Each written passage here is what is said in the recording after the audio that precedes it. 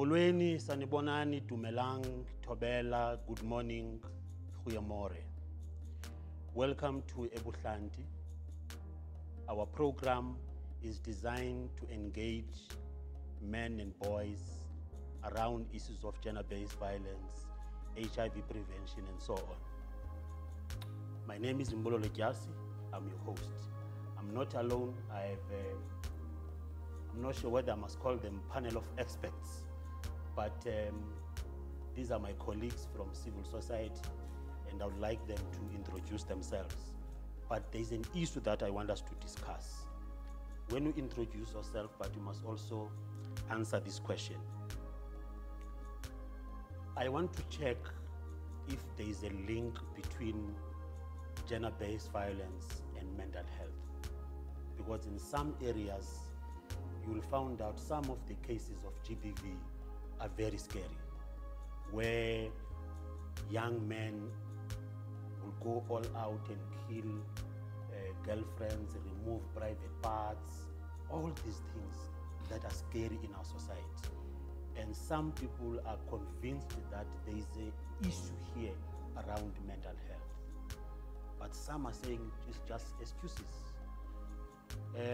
Dr. Khanaga, I was introduced and possibly explain this question, ingabi khona na link between the two.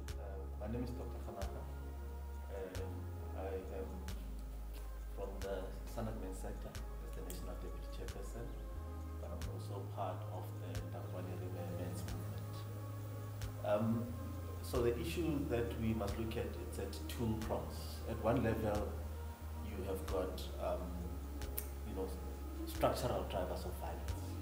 Now, of course, there are different forms of violence, systematic violence, as well as violence between individuals. And the critical issue that we often neglect is the structural aspects to the violence, which then puts pressure on the actual individual. So if you look at our society in terms of masculinity, we tend to produce what I would call this hegemonic masculinity. To break it down, is this one type, almost like a homogeneous way of being a man, and it's often described as that a man must be, powerful, authority, competitive, and that is created by society, because once you have described masculinity in that form, then you tend to have social, gender way of description, in how boys are groomed and how girls are groomed. And then that leads to that cycle where then you create an equal society in terms of unequal powers. Then with an unequal society, then it leads to a broader, patriarchal society, which then change the circle for that type of masculinity.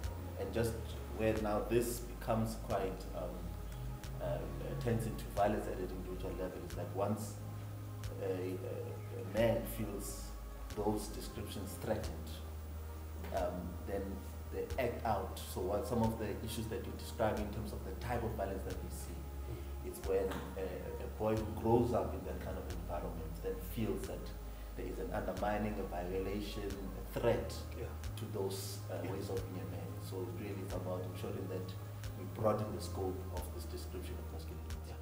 Thanks so much. We'll come back and unpack this and try also to demystify some of these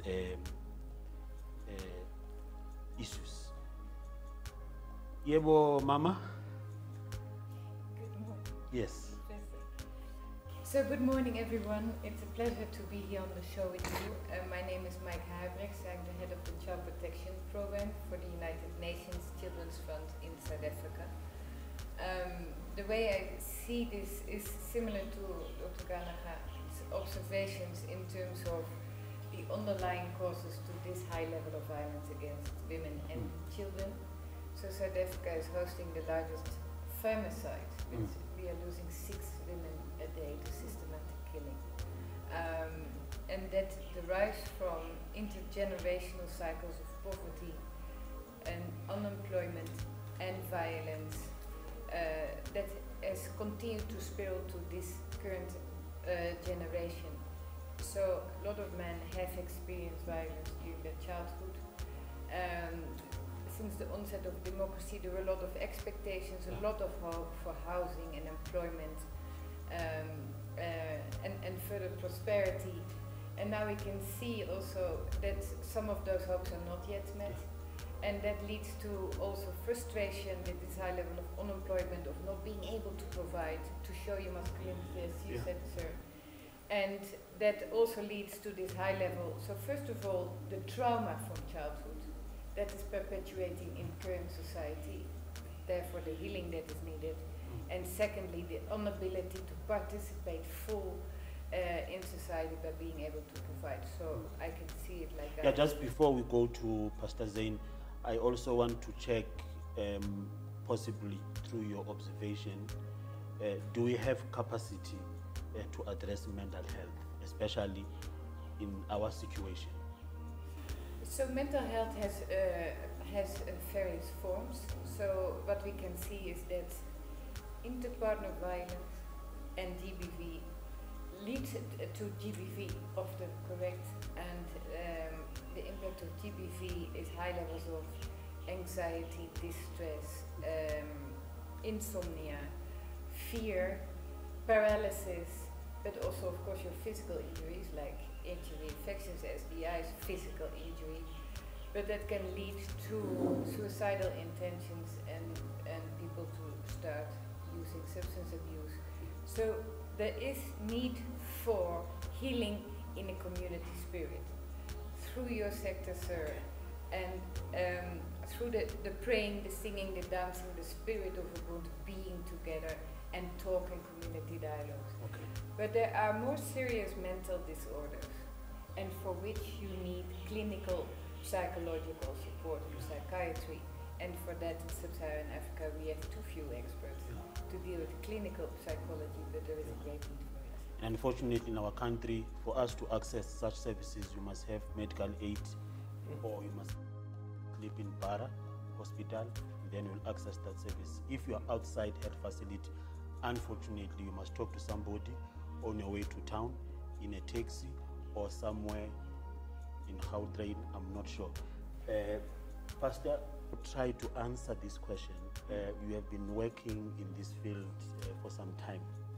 Some people know you as Seven Dilang, actor, Yes.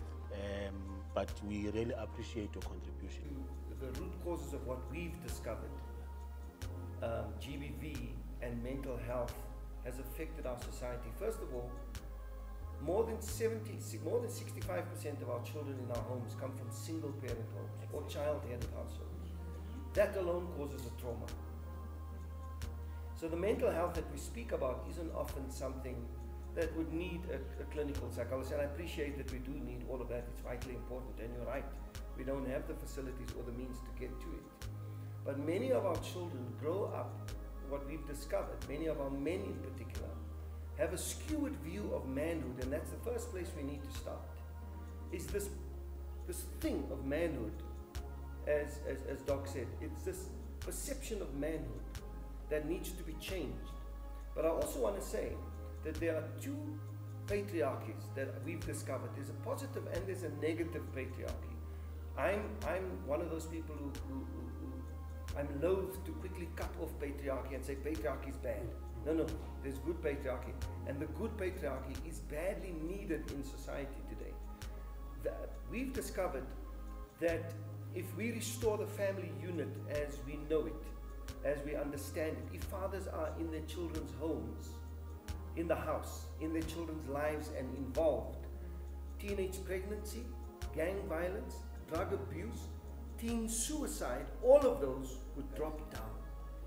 So when you speak of mental health, you're really talking about a social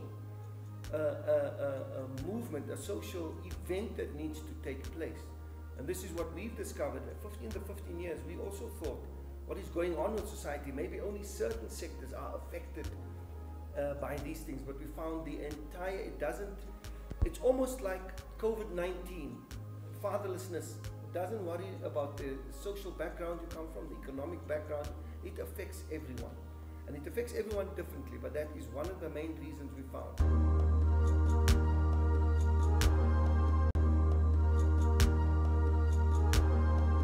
Usabukele inkqubo yethu ke ethi Ebuhlanti. Besingithembisile ke sathi sizokhuluma nomama from Soul City as introducer, but also uzama uku-explain a link between gender-based violence and mental health. Mhlambe also you can have this opportunity to really answer this question ukuthi, are we capacitated to address issues of mental health as civil society, as government? One, some of these services are very expensive and our people can afford. Thank you. My name is Fina Godisang. I am the CEO at Soul City Institute.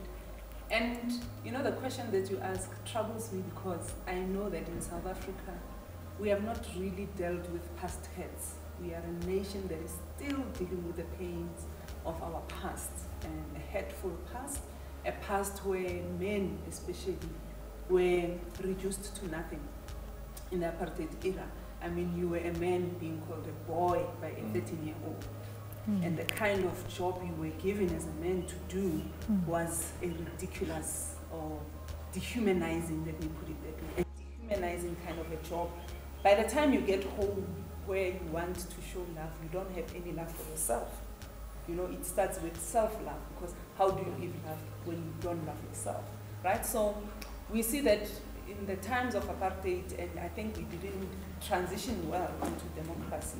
We left some things behind that we should have prioritized as we were transitioning, you know, and mental health was one of those things, because you were dealing with men who were in their homes passing on this hate, this violence, because the only way they could deal with things was through hitting and, you know, beating things around to take out that pain of being dehumanized in the apartheid system. So you now raise another man in that pain as a man. And you expect them to understand that we are no longer there, but you have not really dealt with the issues in the homes. And again, remember, apartheid was very successful in separating the families. So the family structure suffered a lot. So you don't have a structure that grooms you properly. And confounding those issues with the issues of culture now, patriarchy, right? Where now we are elevating men, and these men feel we are the bosses. The only way they can be bosses is to women, because remember, there where they work, they are boys. But when they get home, they must be felt, they must be a man, which is what we were talking about, Dr. Lama. So we are dealing with those things, and we never really did. I think Truth and Reconciliation tried, but it didn't get to the bottom of dealing with the heads. In fact, I remember years back,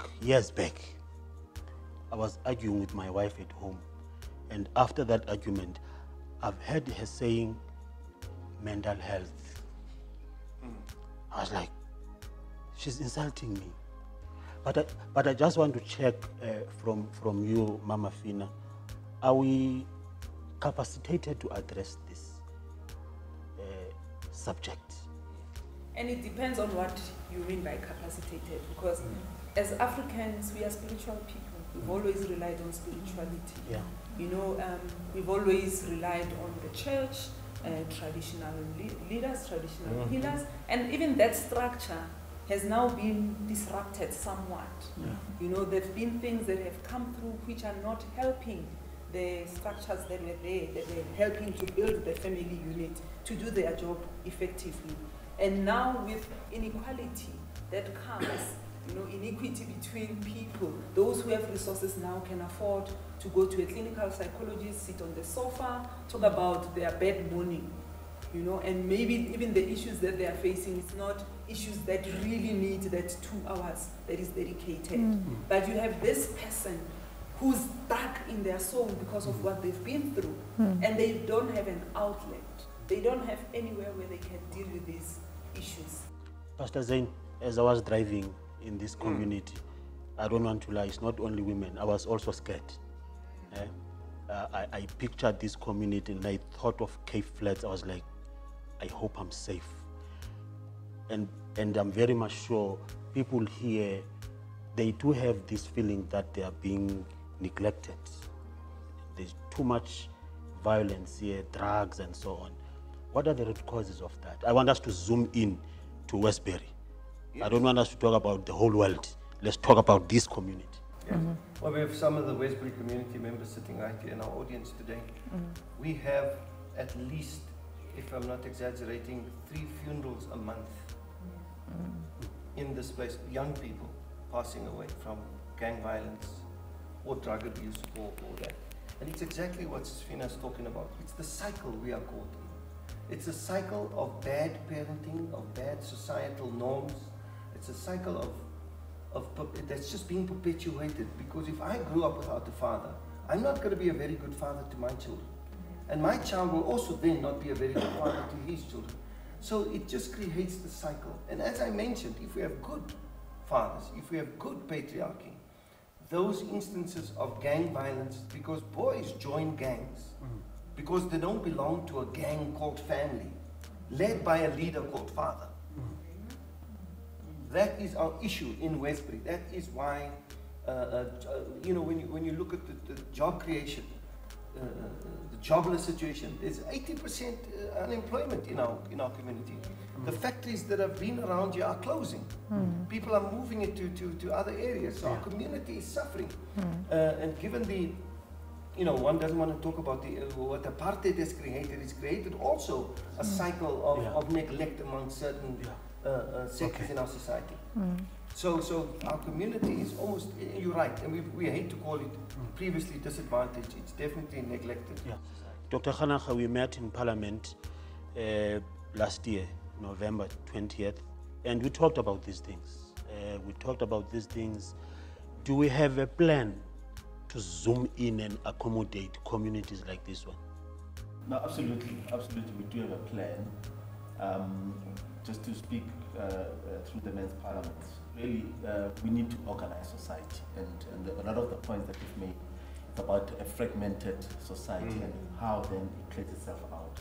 So fortunately, you know, as Africans, even going back to apartheid, we didn't defeat apartheid through necessarily your the people who went outside and armed themselves, and of course there was international solidarity and so forth, but what brought apartheid down was the organization of society, those street committees, people organizing themselves. So in order for us to deal with these issues, gender-based violence, health issues, even the socio-economic, we really need to organize ourselves. And so when we talk about these men's parliaments, whether it's national, provincial, all the way to a street, we need to start deliberately organizing ourselves as men. But also to make sure that we don't also disempower ourselves. You know, the starting point is the internal, because, you know, when you talk about the spheres of control, a lot of the things that we've raised here have been about concern, you know, things that concern us but we don't control. So the question we're asking about, do we have capacity? Absolutely. We have full capacity, because there's 3 things nobody in the world can control. No one can control what you think. You can think whatever you want to at this moment, and no one can control what you want to say. You have full 100% control of what you want to say, and you have full 100% control even on your actions. Even if you're incarcerated, I have full control of whether I want to act at that point in time. So the point here is that we are not disempowered. We need to take back that power and start with ourselves, so that when we talk about the systemic nature of violence, at the bottom of it is normalizing it. And just to emphasize on that point, if you give me just a few seconds, you know, at the bottom of violence, of the pyramid of violence, is what we say between each other. You know, it's not about having an absent father. It's not about apartheid. It's what you say to people that you're comfortable with. What do we say to each other as men when we're sitting alone? So those patriarchal attitudes, negative patriarchal attitudes that we hold. Because failure to address what we say to each other and our attitudes, it then graduates to higher levels of violence, where we start acting it out through harassment, and then ultimately it leads to actual explicit violence. So let's start at the bottom by dealing with what we can control.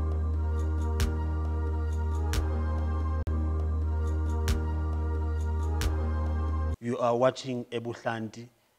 Manje bengithi ke masibuya eyitolo Niga, a good friend of our movement, Mike, just to also try to tell us, in fact, just tell us what are your interventions, because at the end of the day, children are affected, you know, and I'm sure men's movement would love to partner with organizations such as your UNICEF. Thank you so much. So very briefly, we are focusing very much on family strengthening to really make sure that children are growing up in a nurturing, protective environment by empowering parents with parenting programs and with men care programs through Sonke Gender Justice. But we are accelerating our investments in prevention and early intervention services. That is household visits by child and youth care workers to very vulnerable households, child-headed households, granny-headed households, compounded by the family strengthening, but then in the community, the safe parks. It's important that we empower young people with skills and opportunities and match them and help them carve their pathway to their future. Thank you. Of course, these communities, you need opportunities. Exactly. You know? So let's hear our audience, members of this community. Feel free to express yourself, speak Afrikaans, so on, it's up to you, but we want to understand what are the issues in this community and what are your plans? Because our session is not a session of collecting complaints. We want to have action, because after this, we're coming back to this community. First person. My name is Shamila Kaji. I'm a human rights activist and I'm a representative of Web Foundation. And our core challenge currently is trying to engage the youth and educate them around gender-based violence in our communities. We understand that there's a challenge that comes from the home, but we are also struggling with funding to try and do what we can, especially where skills development and training is concerned, where we want to try and assist our youth in the communities. That is our current challenge that we are faced with right now. So we are hoping that we can make a change, and we are trying to do the changes slowly but surely and get to where we really need to help our communities and get our children to understand that gender-based violence is wrong on every level. Thank you. Okay. Thank you so much. Next person. I'm Jefferson Johnson from Westbury. The unfortunate thing is that it was mentioned that we come from a neglected community. That's such a fact, because the fact that we do social behavior change programs in the area, but we need something sustainable. Hence, we are asking government. There are so many programs that they bring out to our communities, except for people, for places like Westbury. And these rollouts never comes to us. It's never committed to our areas. And that it becomes a major problem. Ayike bahlali nizizwele nivile abantu besithethela, we're back, and now let me allow my panel just to conclude but also respond to some of the issues. 45 seconds. Dr. Khanaka? Let's take back the power. Yeah. Let's take back the power, and you know, there's a saying that personally has empowered me. Do what you can with what you have where you are. You've eliminated half the stress because you're taking control. There's nothing more stressful and more disempowering by doing the opposite. Yeah. You know, worrying about things that you don't have control over. Yeah. And let's organize ourselves. Let's organize ourselves. There's an African proverb that says, if you want to go fast, go alone. If you want to go far, let's go together. Yeah. So let's form those men's platforms, men's forums, men's sectors, whatever you want to describe it. Okay. So let us organize ourselves as men and find other men and not leave them behind to join these structures. Okay. And then take it from there. Mike? Let's rebuild self-worth, self-love, self-care and dignity through creating livelihood opportunities. By gardening together, by filming together, by doing arts together, by any kind of further skill building of young people, we can take the power back by being able to create sustainable livelihoods that will, by doing so, create a spirit of Ubuntu togetherness, but also provides food on the table. And from having something meaningful to do, the healing will come. Thanks so much. Pastor Zain? Thank you. My exhortation would be to the men in particular. I'm going to go with Dr. Khana and say we got to organize ourselves, but it's so sad to always see women organizing against GBV and mental health and anything, just women. Where are the men? Where are the fathers? Where are the madota? You know, they're just missing. We've got to get men to step up. I want to challenge every man out there, every father, every brother, to step up, organize yourselves as we've heard, but align yourselves with like-minded people and stand up. Personally, we've heard it starts with you. You stand up, you make a difference in your family, just in your family. And I believe society will change from there. I would say dismantle patriarchy because it's the root of all the evil that we are seeing today. So if you dismantle it and you make sure that in dismantling it, you are holding perpetrators accountable. So let's not use mental health as an excuse not to deal with the problem makers, right? So where we identify that they need help, let's get them the help, but let's remove them, you know, from our society until they are rehabilitated. And that's a topic for another day, because what is true rehabilitation? But for me, I believe that we must dismantle the system. It's so entrenched. And you go to religion, you go to culture, you go everywhere, that system is there. Dismantle it in all its form, in all intersections, and then you can start to see all the things that we've been saying here coming to life. Unfortunately, we can't cover everything today, but camera, we have agreed that we'll come back to this community. These are your partners. Work with them beyond funding. And I believe that there will be activations in this community. I'm Bolelo Jasi, your host. Bayadangi and Dotsins.